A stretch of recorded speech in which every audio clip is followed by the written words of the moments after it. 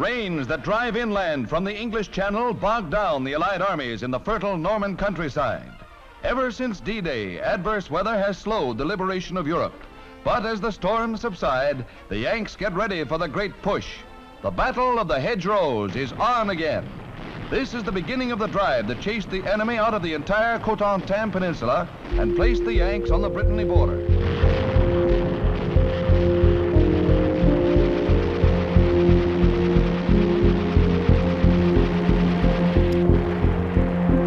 In the days following the Allied landings on D-Day, the beaches of Normandy saw a steady stream of soldiers coming ashore to wrestle control of France away from Nazi Germany.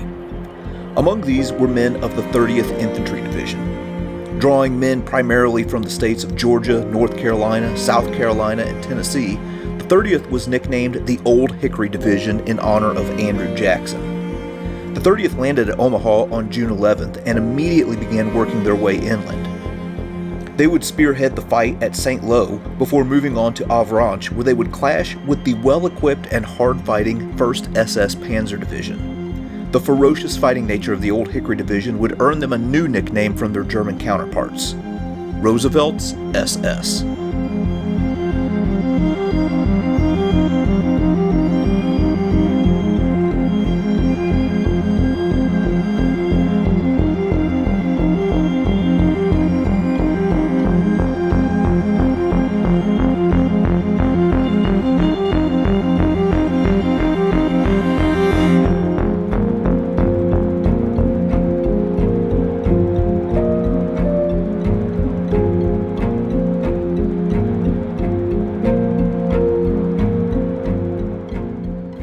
This is a very unique grouping that came in very recently, and I'm very excited to get this. I've been looking for this type of an example for a while, and it belonged to this guy here. It's Louis E. Milner, and Louis E. Milner was with the 30th Infantry Division in World War II.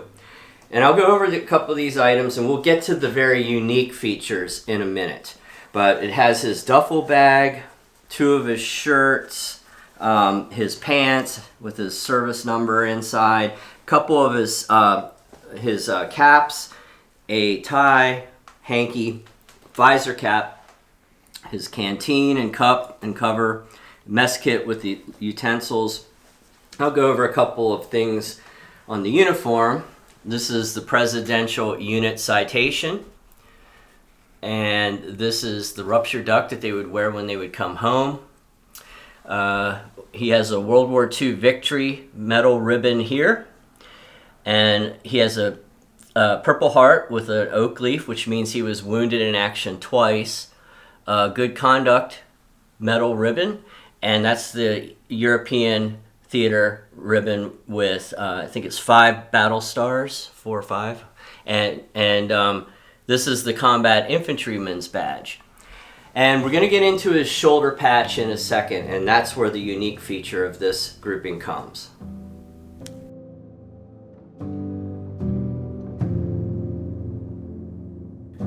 Here's a little closer photo of Louis Milner.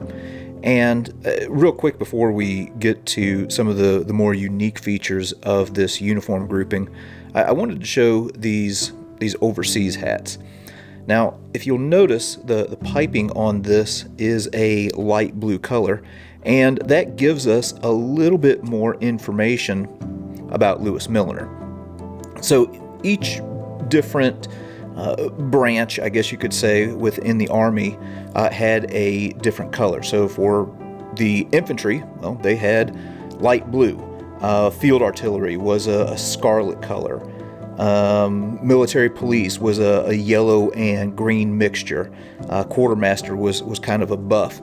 So when you get these uniforms, there are all kinds of little clues and things like that help us to understand more about the service of the individual who wore them during the Second World War. So again, light blue, we're looking at an infantryman.